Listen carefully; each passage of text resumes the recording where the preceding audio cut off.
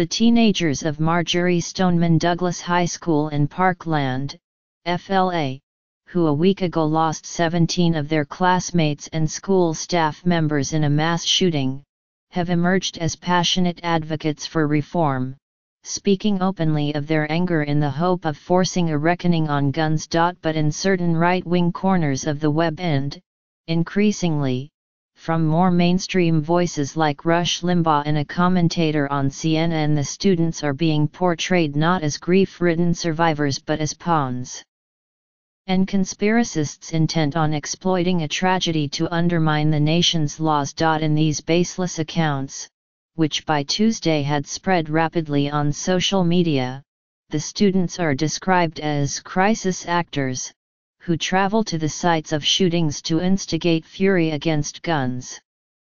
Or they are called FBI plants, defending the Bureau for its failure to catch the shooter. They have been portrayed as puppets being coached and manipulated by the Democratic Party, gun control activists, the so-called Antifa movement and the left-wing billionaire George Soros. The theories are far-fetched, but they are finding a broad and prominent audience online. On Tuesday, the president's son Donald J. Trump Jr. liked a pair of tweets that accused David Hogg, a 17-year-old who is among the most outspoken of the Parkland students, of criticizing the Trump administration in an effort to protect his father, whom Mr. Hogg has described as a retired FBI agent. Mr. Hogg, the high school's student news director, has become a sensation among many liberals for his polished and compelling television interviews, in which he has called on lawmakers to enact tougher restrictions on guns. Just as quickly, Mr. Hogg attracted the disdain of right-wing provocateurs like the Gateway Pundit, a fringe website that gained prominence in 2016 for pushing conspiracies about voter fraud and Hillary Clinton. In written posts and YouTube videos, one of which had more than 100,000 views as of Tuesday night, Gateway Pundit has argued that Mr. Hogg had been coached on what to say during his interviews. The notion that Mr. Hogg is merely protecting his father dovetails with a broader right-wing trope, that liberal forces in the FBI are trying to undermine President Trump and his pro-Second Amendment supporters. Others offered more sweeping condemnations. Alex Jones, the conspiracy theorist behind the site InfoWars, suggested that the mass shooting was a false flag orchestrated by anti-gun groups. Mr. Limbaugh, on his radio program, said of the student activists on Monday, "Everything they're doing is right out of the Democrat Party's various playbooks. It has the same enemies, the NRA and guns." By Tuesday, that argument had migrated to CNN.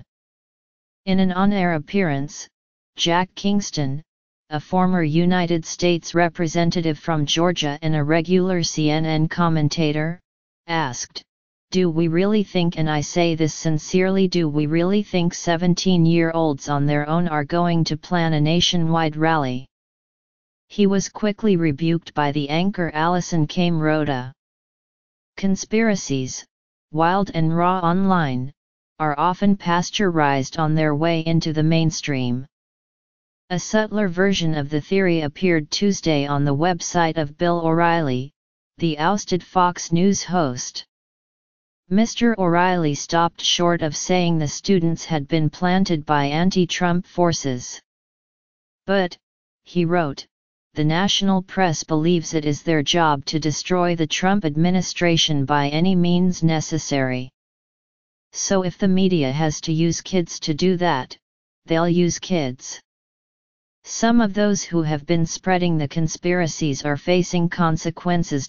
Benjamin Kelly, an aide to a Florida state representative, Sean Harrison, emailed a Tampa Bay Times reporter on Tuesday accusing Mr. Hogg and a classmate, Emma Gonzalez, of being actors that travel to the sites of crises. Mr. Kelly was soon fired. I made a mistake whereas I tried to inform a reporter of information relating to his story regarding a school shooting, Mr. Kelly tweeted. I meant no disrespect to the students or parents of Parkland. His boss, Mr. Harrison, said on Twitter that he was appalled by Mr. Kelly's remarks. But by Tuesday evening, a new conspiracy was dominating Gateway Pundit's homepage.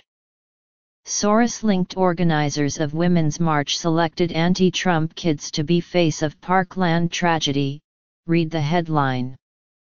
Within an hour, it had been shared on Facebook more than 150 times.